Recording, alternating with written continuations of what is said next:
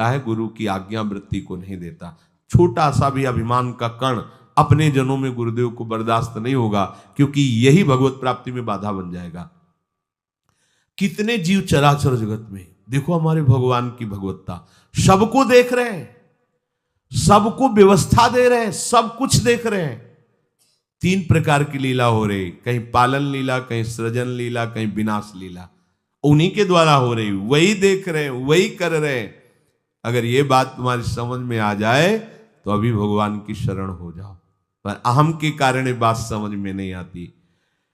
जो भूतकाल में हो चुके हैं, वर्तमान में हैं, जो भविष्य में होंगे, सबका प्रभु वर्तमान की तरह देख रहे हैं, दर्शन कर रहे हैं। परंतु मुझे मेरे भक्त के सिवा कोई नहीं जानता है। भक्त के सिवा कश्यन, कोई भक्त बिरला, वही केवल भगवान को भगवान सबको देख रहे हैं, भगवान की दृष्टि सब पे है। अगर ये बात आपकी समझ में आ जाए तो अभी आनंद आने लगेगा। मैं भगवान की दृष्टि में हूं, बस आज हमें सत्संग से बात मिली कि मैं भगवान की दृष्टि में हूं, मुझे वो देख रहे हैं, बढ़िया बन गया। अब आप पाप कैसे करोगे? क्योंकि भगवान की दृष्टि में भगवान आपको देख रहे हैं। डरो, किसी गवाही की जरूरत नहीं, वो देख रहे हैं। तो आप भय क्यों कर रहे हो? आपको भगवान देख रहे हैं, आपको डरना नहीं। फिर आप कामना क्यों कर रहे हो? भगवान आपको देख रहे हैं, जो चाहिए उस समय से दे देंगे, आप निश्चिंत रहिए। अगर आप अहम करोगे तो दुख भोगोगे, आश्रित रहोगे तो सब अपने आप निर्वाह हो जाएगा। एक आदमी ट्रेन के डिब्बे में बैठे ऐसे ऐसे दौड़ रहा था। एक ने पूछा, भाई क्यों दौड़ रहे? बोले अमुक स्टेशन जाना है। तू बैठ जा, गाड़ी चल रही है, ट्रेन चल रही, तू बैठ जा। ऐसी त्रिगुणात्मिका माया की ट्रेन चल रही, पूरे विश्व का विश्वंबर भरण पोषण कर रहे हैं, तू तो बैठ जा भगवद आश्रय लेकर के, तू काहे को दौड़ा घूम रहा है? लेकिन ये अहंकार के कारण भटकता रहता है। भूत, वर्तमान और भविष्य काल, ये 3 विशेषण देकर भगवान कह रहे हैं कि मैं सबको देखता रहता हूं, जो हो गए, जो हैं, जो होंगे। भूत के प्राणी, भविष्य के प्राणी अथवा वर्तमान के प्राणी, सभी भगवान की दृष्टि में वर्तमान की तरह ही है। ये भूत, भविष्य, वर्तमान काल केवल हम लोगों की दृष्टि में भेद है, भगवान की दृष्टि में नहीं। हो चुका, होगा, हो रहा है, भगवान की दृष्टि में सब हो रहा है। पीछे का भी, अब का भी, सब सामने चल रही सीन। हमारे हृदय में विश्वास हो जाए प्रभु हमें देख रहे हैं। अभी तो हमें ये नहीं पता कि हम भजन कर रहे हैं, भगवान पता नहीं जान रहे हैं कि नहीं जान रहे हैं। अभी भक्ति में रंग आ जाए, अगर ये बात समझ में आ जाए कि प्रभु देख रहे हैं हमें। देखो, जब हमारे गुरुजन बैठकर सुनते हैं और जब गाने को अवसर मिलता है तो ज्यादा उत्साह होता है कि बैठे सुन रहे हैं। ऐसे ही अगर हम मान लें कि हमारे प्रभु सुन रहे हैं, हम जो भजन कर रहे हैं हमारे प्रभु देख रहे हैं, जो सेवा कर रहे हैं भगवान हमारे स्वीकार करें, प्रियालाल स्वीकार कर, अभी भक्ति का रंग आ जाए, ये बात हमारे हृदय में बैठ जाए कि मैं हर समय प्रभु की दृष्टि में हूं, हर समय मैं अपने आराध्य देव की दृष्टि में हूं, कितना आनंद आएगा। अंदर से सोचो जरा, हर समय वो हमें देख रहे हैं और वो कह रहे हैं मैं देख रहा हूं। पीछे जो तुम किए वो देख रहे हैं वर्तमान की तरह, अभी जो वो तुम देख रहे हैं, आगे जो करोगे वो भी देख रहे हैं। वो पहले से उनको सब पता है, तुम ऐसे ऐसे चलोगे, ऐसे ऐसे कार्य करोगे। भगवान की दृष्टि में सब कुछ वर्तमान ही रहता है। संपूर्ण प्राणी काल के अंतर्गत है और प्रभु श्री हरि कालातीत है। देश, काल, वस्तु, व्यक्ति, घटना, परिस्थिति ये बदलते रहते हैं, पर प्रभु श्री हरि वैसे के वैसे ही रहते हैं। काल के अंतर्गत प्राणियों का ज्ञान एक सीमित है। अब इस दीवार के पीछे कौन खड़ा है, क्या कर रहा है, पता नहीं, पर भगवान की दृष्टि में नहीं। भगवान की दृष्टि में सुमेरु पर्वत पर क्या हो रहा है, जहां किसी की दृष्टि, वहां भी उनको, ब्रह्मलोक में ब्रह्मा क्या कर रहे हैं, बैठे बैठे सब। इसलिए कितने महान ईश्वर हैं। एक छोटी सी भी चींटी को दाना मिला कि नहीं, उनको चिंता है। देखो, आप छोटे से 2-4 लोगों का भार लेकर के चिंतित हो रहे हो, अनंत ब्रह्मांडों के अनंत जीवों का भरण पोषण प्रभु हमारे कर रहे हैं और निश्चिंत हैं। अचिंत शक्तियां भगवान की, तो आप भी तो उनके बच्चे हो ना।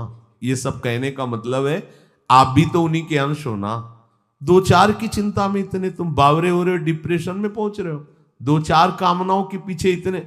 अनंत ब्रह्मांड तुम्हारा जो अंशी है, अनंत ब्रह्मांडों के अनंत जीवों का अनंत काल से भरण पोषण करता चला रहा है। कहीं भी किसी के साथ कुछ भी गलत नहीं हो सकता। जैसे कहते हैं कि क्या गलत हुआ, देखो ना अभी तो बच्चा था, ऐसा ऐसा हो गया, तो तुम्हारी दृष्टि में बच्चा है, पीछे तो बहुत पुराना है ना, जो कर्म करके आया उसका फल। कहीं भी गलत किसी के साथ नहीं होता, ध्यान रखना।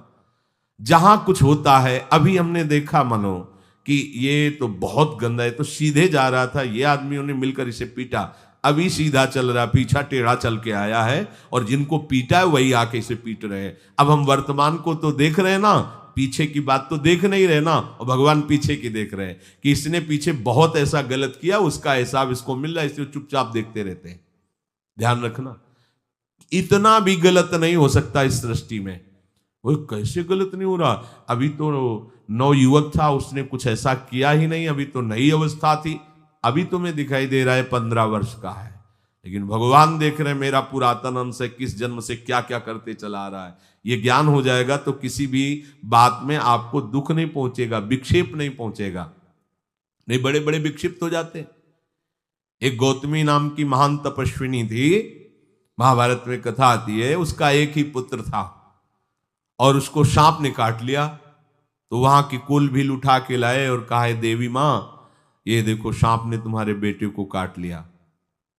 तो उनका इतनी सामर्थ्य सांप की कैसे हो गई कि मेरे बेटे को काट लिया और मेरे से भय नहीं माना।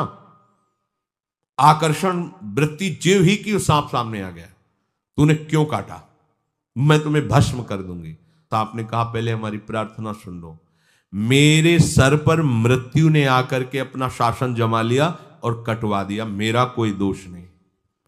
मृत्यु का आकर्षण किया, महान तपस्विनी, भगवान व्यास देव जी ने ये लीला कथा गाई है। मृत्यु का आकर्षण किया, साक्षात मृत्यु सामने आ गई, थर थर कांपने लगी। गौतमी जी ने कहा, मैं अपने तपस्या के बल से तुम्हें भस्म कर दूंगी। हमारे ऐसे निष्पाप बालक को तुमने सांप के द्वारा प्रेरित करके कटवाया। बोले, मेरे ऊपर काल का शासन है, काल ने मुझे प्रेरित किया, मैंने सांप को प्रेरित किया, मेरा कोई दोष नहीं, ये काल का शासन। काल का आवाहन किया, काल उपस्थित हुआ। काल ने कहा कि मेरा इसमें कोई दोष नहीं, इस बालक के पूर्व जन्म के कर्म के द्वारा मैं प्रेरित हूं।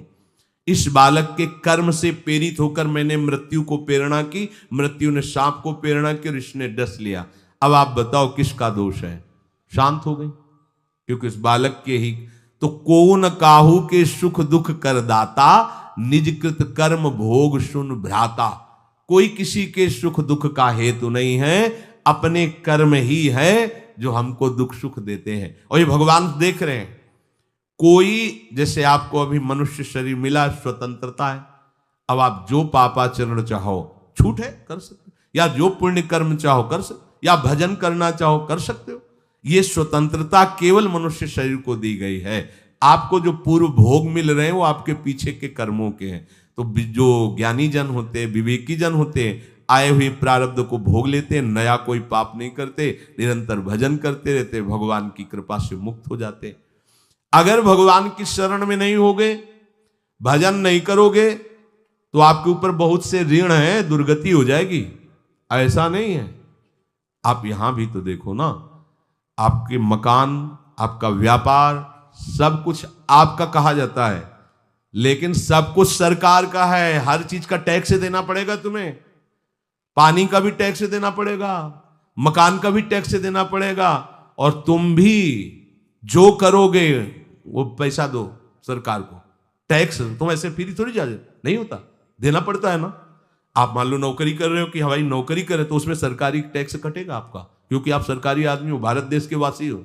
ऐसे ही ये टैक्स लगे हुए हैं सरकारी भी, मातृ ऋण, पितृ ऋण, ऋषि ऋण, ये टैक्स है। ऐसा नहीं कि तुम कमाओ खाओ और इसके बाद मर के जाओ स्वर्ग मिलेगा। टैक्स चुकाओ। ये मनुष्य शरीर मिला, इन ऋणों से मुक्त हो। अगर नहीं हुए तो भी तुम्हें दुर्गति होगी। आप देखो, जब कभी ऐसी सूचना मिलती कि अमुक आदमी का अमुक धन पकड़ा गया, तो इनाम दिया जाता है क्या कि इतना कमा लिया? सजा दी जाती है तुमने टैक्स की चोरी की, वो कह रहा चोरी नहीं की, मेहनत से कमाया या व्यापार से कमाया, दिया नहीं सरकार को, हाँ दिया नहीं इसीलिए तुम्हें टैक्स की चोरी का दंड मिलेगा, सारा धन अपहृत हो जाएगा, तुम्हारी निंदा होगी, तुम्हें सजा मिलेगी। बोलो मिलती है नहीं? ऐसे ही ये लड़का बच्चा पत्नी पुत्र परिवार जो भी है, ये सब श्री भगवान का तुम्हें टैक्स देना है। क्या टैक्स देना है? भगवान की शरण होकर उनका सुमिरन करो, सारे ऋणों से वो मुक्त कर देंगे। एकादशी स्कंद में कहा है मेरा भजन करने वाले का कोई ऋण नहीं रह जाता। और नहीं तो महाभारत में ही प्रसंग आता है, एक जरत्कारु नाम के ब्रह्म ऋषि थे। ऋषि और भक्त में बड़ा अंतर होता है। वो तपस्या प्रधान, जैसे दुर्वासा ऋषि तपस्या प्रधान थे, वो बाल ब्रह्मचारी और तपस्या से युक्त एक दिन भ्रमण कर रहे थे, तो आवाज आई मेरी रक्षा करो मेरी रक्षा करो। तो उस आवाज की तरफ बढ़े तो देखा कुएं में उल्टा लटके हुए हैं बहुत से ऋषि, और एक केवल तंतु है, एक केवल तंतु है जिसमें दो चूहे लगे हुए उसको भी काट रहे हैं, एक काला और एक श्वेत। तो उन्होंने देखा और दयालु हो गए कि ऋषियों मैं तुम्हारी कैसे रक्षा कर सकता हूं। तो उन्होंने कहा कि ये जो दो चूहे हैं रात और दिन हैं, और जो हम लोग हैं ये तुम्हारे पितर हैं, ये चूहे तुम्हारी आयु को काट रहे हैं, एक तंतु हमारे कुल में केवल तुम ही हो, और तुमने तपस्या की ठान ली, ब्याह किया नहीं, गृहस्थ धर्म में गए नहीं, पुत्र हुआ नहीं, तो तपस्या में भक्ति में एक दम है कि सब ऋणों से मुक्त कर देगी। ये बात ध्यान रखना, तपस्वी अलग है भक्त अलग। इसलिए पीछे चर्चा आई थी कि तपस्वियों से भी अधिक, ज्ञानियों से भी अधिक, कर्मकांडियों से भी अधिक वो मेरा भक्त योगी होता है। तुमने तो ब्याह किया नहीं, तो अब ये तंतु रात दिन तुम्हारे जीवन को काट रहे हैं, जहां तुम खत्म हुए हम सब नरक में गिर जाएंगे। पितरों ने कहा तुम पितर ऋण से युक्त हो, मुक्त तभी होगे जब ऐसा करो। वो दृश्य खत्म, अंतर ध्यान हो गया। और वो बड़े दुखी हुए कि क्या करें। तो उन्होंने मन में निश्चय किया कि ब्याह तो करूंगा पितरों के उद्धार के लिए। इतने बड़े तपस्वी हैं जरत्कारु जी, बड़ी महिमा है, लेकिन बात यहां फंस गई, पितृ। उन्होंने मन में निश्चय किया कि कोई आके अपनी कन्या दे दे और उसका भी नाम जरत्कारु हो, मैं बिल्कुल भरण पोषण नहीं करूंगा, और कभी हमसे कोई प्रश्न ना करे, ऐसी अगर कोई कन्या देगा तो मैं स्वीकार कर लूंगा।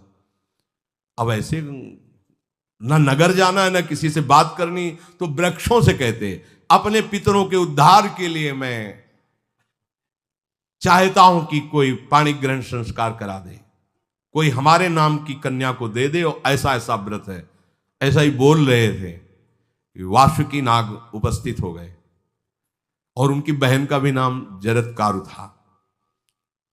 उन्होंने कहा सुनिए महाराज, मैं नागराज वासुकी हूं, सब देव रूप में, कोई ऐसे नहीं सांप वैसे बने, देव रूप, सुंदर कन्या जरत्कारु। बोले ये कन्या मैं आपको समर्पित करता हूं, हमारा सौभाग्य होगा आप जैसा महर्षि हमारी बहन का पति बने। इसका भी नाम जरत्कारु है, और आपकी जो इच्छा है कि मैं भरण पोषण नहीं करूंगा तो मेरे पास संपूर्ण वैभव है, आप भी पधारिए, मैं आपका भी भरण पोषण करूंगा, अपनी बहन का भी। तीसरी बात, मेरी बहन इतनी शास्त्र सम्मत आराधना से युक्त है कि वो कभी आपसे प्रश्न ही नहीं करेगी, तो उनका स्वीकार है। प्रसन्न हुए, चले गए। काफी समय तक उनके महल में रहे। एक दिन जरत्कारु अपनी जरत्कारु पत्नी की गोद में सर रख कर ऐसे लेटे हुए थे, सो गए। और शास्त्रज्ञ थी, संध्या का काल था, संध्या काल में निषेध है मैथुन करना, भोजन करना और स्वाध्याय करना, ये सब संध्या काल में बस भगवत स्मरण प्राण लोकवत। लेकिन हमारे यहाँ महारानी जी की संध्या आरती और संध्या भोग लगने के बाद, ये इसीलिए वृंदावन धाम इसका कहीं भी ये वेदान्नपि संन्यस्त, वेदों से भी ऊपर उठी हुई रसमयी रसोपासना है, प्रियालाल की महल है। ये जगत सिद्धांत नहीं है, ये जगदीश का भी सिद्धांत नहीं है, ये प्रेम सिद्धांत है। वृंदावन नित्य विहार रस है, इसलिए इसको बीच में बता देते हैं, कहेंगे दूसरे को तो, और यहाँ शाम के तो भोग ही लगता है, गान बजान होता है, बकाया सिद्धांत है। आंख मूंद करके या तो गायत्री जप या जो गुरु मंत्र चुपचाप शांत भाव से जपे, ऐसा। अब वो इस चिंता में थे कि मेरे पति का धर्म जा रहा है और मैंने आज तक कुछ बोला नहीं अपने पति से, अगर बोलती हूं तो हो सकता है ये नाराज हो जाए और छोड़कर चले जाए। अगर मुझे छोड़ देते हैं और इनका धर्म बचता है तो ये ठीक बात रहेगी। कितनी विवेकवान है। अगर ये सोते रह गए और सूर्य अस्ताचल को चले गए तो इनका धर्म लोप हो जाएगा। ये मैं होने नहीं दूंगी, अपने पति का धर्म लोप नहीं होने दूंगी। और वो उस समय भी केवल एक लंगोटी लगा के रहते थे, अस्थि मात्र हो रहे शरीर। वहां भी ऐसा नहीं कि दूल्हा बन करके सज, नहीं, वैसे ही केवल पितरों की तृप्ति के लिए उन्होंने बात स्वीकार की थी। उन्होंने कहा महाराज उठिए, संध्या का समय है, शास्त्र निषेध करता है इस समय सोना नहीं चाहिए, नहीं आपके धर्म का लोप हो जाएगा। महाराज उठिए, सूर्य अस्ताचल को बस पहुंचने ही वाले हैं, उठिए। उठे एकदम लाल आंख करते हुए, तुमने हमें टोका कैसे, तुमने हमसे प्रश्न कैसे कर दिया, मैं अभी तुम्हारा त्याग करता हूं। बोले स्वीकार है, आपके धर्म का लोप ना हो। कहीं सूर्य अस्ताचल को चले गए, आपने अर्घ नहीं दिया तो जीवन भर की आपकी उपासना में कलंक लग जाएगा कि आपने संध्या काल में शयन करते हुए सूर्य आराधना नहीं की, आपके धर्म का लोप हो जाए। बड़ा सूक्ष्म धर्म का विषय। तो उनका सूर्य की ताकत कैसे कि मैं सोता रहूं और वो अस्ताचल को चले जाए, ऐसे महात्मा थे।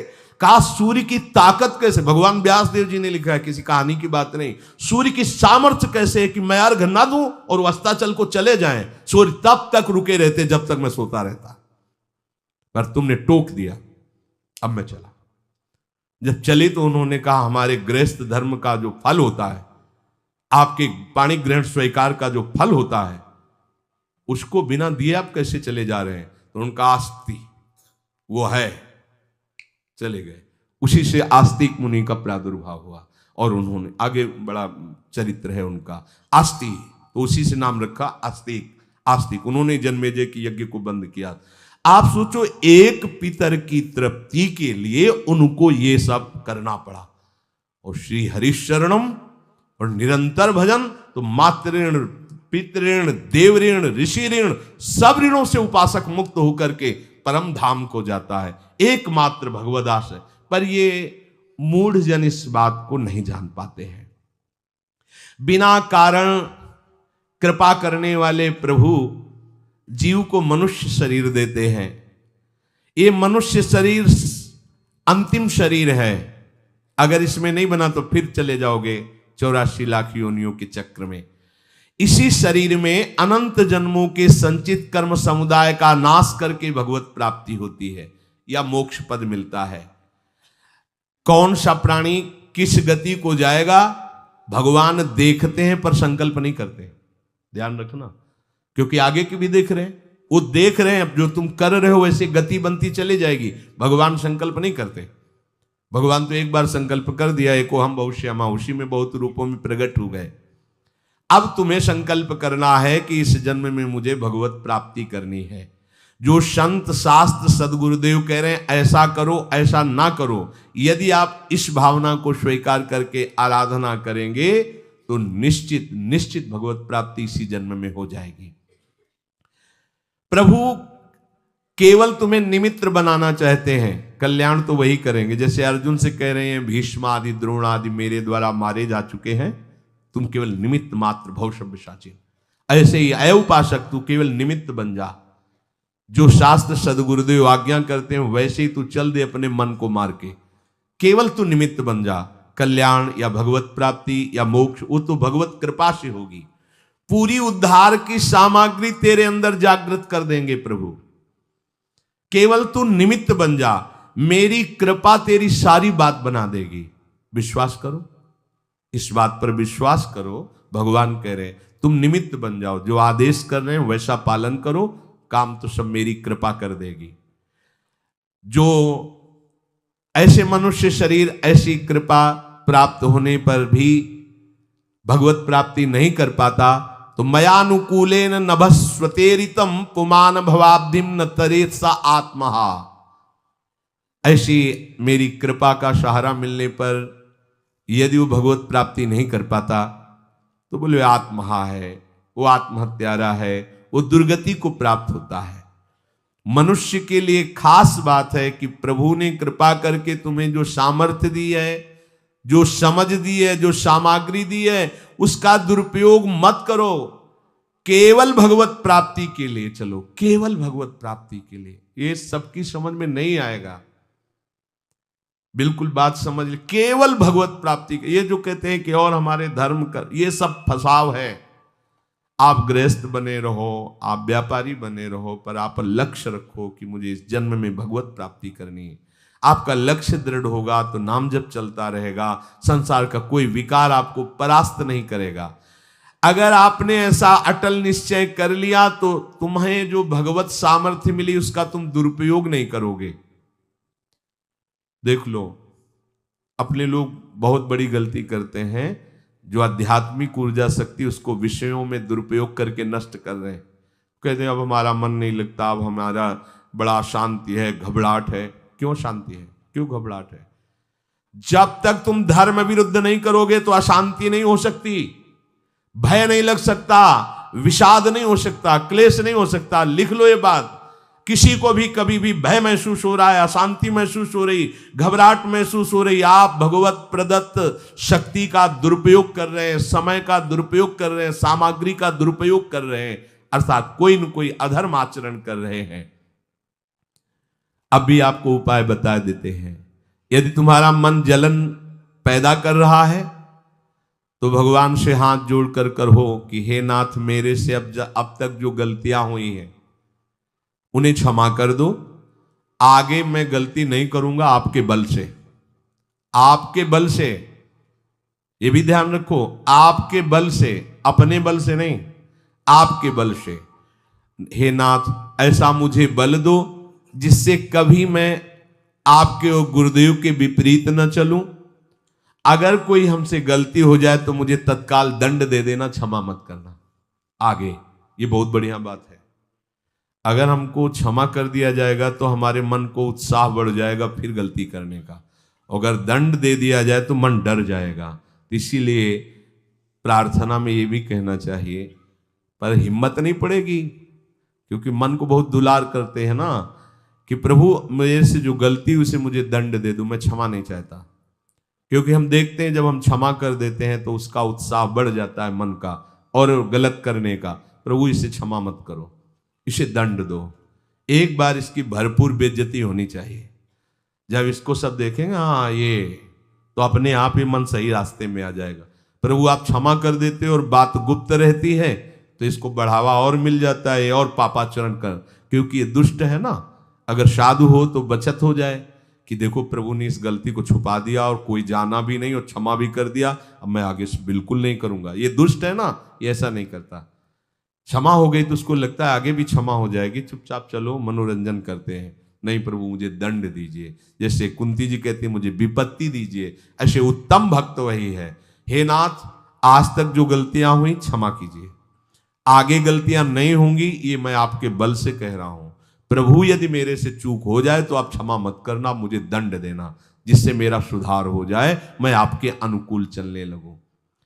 मनुष्य की असमर्थ दो तरह से होती है। एक असमर्थ कि वो कर ही नहीं सकता, जैसे किसी से कहा जाए कि तुम ये मकान उठा करके वहां रख दो, तो कर ही नहीं सकता। ऐसी सामर्थ्य जो आप में करने के लिए भगवान कभी आदेश ही नहीं देंगे, ध्यान रखना। एक बात ध्यान दीजिए, कोई भी ऐसी भगवद आज्ञा या गुरु आज्ञा नहीं होती जो आप नहीं कर सकते। आप जो कर सकते हैं वही आज्ञा होती है। दूसरी असमर्थ ये होती है कि करना चाहता हूं, समय भी है, पर पता नहीं कोई अंदर से करने नहीं देता। भजन करना चाहता हूं, ब्रह्मचर्य से रहना चाहता हूं, और अनुकूल कृपा भी है, सत्संग मिल रहा है, धाम वास सब, पर कोई हमारे ऊपर सवार हो जाता है और हमसे ऐसा करवा लेता है। यह है प्रमाद, यह है मूढ़ता। यह साधक को नष्ट कर देती है। दो प्रकार की असमर्थता की बात हुई। एक ये कि भाई हम असमर्थ हैं, कहा गया कि इस मकान को वहां उठा के रख दो, नहीं रख सकते, तो ऐसा आदेश ही भगवान और गुरुदेव का होता नहीं होगा। और अगर आदेश हो गया है तो आप उठा के देख लेना, आप उठा लोगे।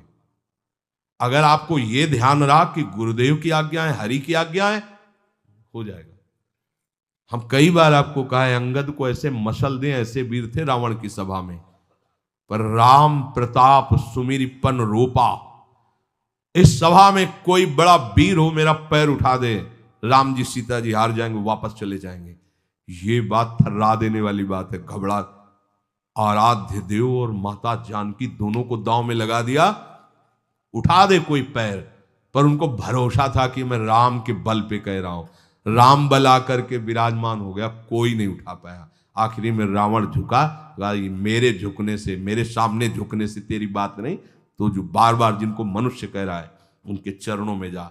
मैं उनका एक तुच्छ दास हूं, यदि आदेश हो जाए तो घूंसा से सबको मार करके तेरी पत्नियों को बंदी बनाकर और तुझे अभी राम जी के सामने डाल दूं। ये अंगद नहीं बोल रहे थे, ये राम प्रताप बोल रहा था। ऐसे ही यदि आपको आदेश कोई शास्त्र का या गुरु का है तो आप अक्षरशः समझ लीजिए उसमें उनका बल भी है, पर हम लोग उस बल का तिरस्कार कर देते हैं। थोड़ी सी मन की डालकर उसको हल्का किया तो वो बल वापस हो गया। सीधे जो बात मानी जाती है उसमें उनकी कृपा शक्ति होती है, और जो अपनी मन की लगा की जाती है वो साधन होता है। कृपा शक्ति और साधन में अंतर होता है। तो जो हम कर सकते हैं, आदेश है, हम करना भी चाहते हैं और नहीं करते हैं, इसका हमारे अंदर प्रमाद का राज्य है। प्रमाद। लोग कहते हैं कि पता नहीं कोई हमारे दिमाग में आके कर जाता है। हाँ, भूत आता है, भूत। अब ऐसे लोगों को बावरा कहते हैं। अब इनको ऐसी जगह पहुंच जाए जहां सही निर्णय नहीं होता, और ये कर देना वो कर देंगे। उनको लगता है कोई है, बोले है, ऊपरी चक्कर है। अल्ले ऊपरी चक्कर हो, घूम रहे हो, पागल बने, ऊपरी चक्कर। कुछ नहीं, ऊपरी चक्कर नहीं, भीतरी चक्कर है। ये भीतर का तुम्हारा वासनात्मक प्रपंच ही तुम्हें नचा रहा है। विवेक का जागरण करो। किसी की अरे प्यारे, तुम हरि के अंश हो। स्मशान में रात्रियां व्यतीत हुई, स्मशान में, गंगा के किनारे, भूतों के बीच में, कोई भी नहीं, कुछ नहीं। सीम की चाप सके को तासु बड़ रखवार रमापति जासु। अकेले, न युवक अवस्था, कोई साथ देने वाला नहीं, अंधेरा, कोई टार्च नहीं, कोई व्यवस्था नहीं। हर समय एक अपार आनंद, भगवदानंद। कोई भय छू सकता है? हर समय हरि की दृष्टि में आप रहते हैं। आप भी ये प्रमाद मत कीजिए। ये प्रमाद है और कुछ नहीं है, जो आप आचरण विरुद्ध कर देते हैं। अब क्या होता है, वो समझ पाता नहीं, उसके पीछे कर्म परंपरा लग जाती है। फिर वो हार जाता है कि मेरे से भजन वजन नहीं होने वाला, संयम से नहीं चलने वाला। अब वो योनि पर योनि प्राप्त करता चला जाए, ये योनि, यो योनि। भगवान के स्वभाव को समझो और उनके आश्रित हो जाओ। कोटि विप्र बदल आ गए जाहू, आए सरन तजो नहीं ताहू। जो नर होए चराचर द्रोही, आवे सभय सरन तक मोही। तज छल कपट मोह मद माना, करूं शब्द ते साधु समाना। एक बार जीवन को प्रभु के चरणों में अर्पित कर दो, बस प्रभु सब संभाल लेंगे अपने बल से। अपने बल से संभालने का तात्पर्य है आप उनकी आज्ञा पालन का प्रयत्न करो। प्रयत्न की सफलता प्रभु के द्वारा होती है। जब हम प्रयास करते हैं ना, तो प्रभु हमें आगे से आगे रास्ता देते चले जाते हैं, और ये जन्म भगवत प्राप्ति होनी ही चाहिए। अब इसके नीचे सौदा मत कर लेना। प्रभु से मिलने के सिवा और कहीं सौदा न कर लेना, क्योंकि आपके पास धन है। ठग लोग आएंगे आपको ठगने के लिए। ये भोग भोग लो, ये भोग भोग लो। कैसे बताएं? यदि तुम भगवत आश्रित हृदय से हो जाओ तो स्वप्न में भी तुम्हें डिगने नहीं देंगे। एक बार किसी उपासक ने अपना अनुभव बताया कि स्वप्न में उसके सामने कई भोग सामग्रियां से भरा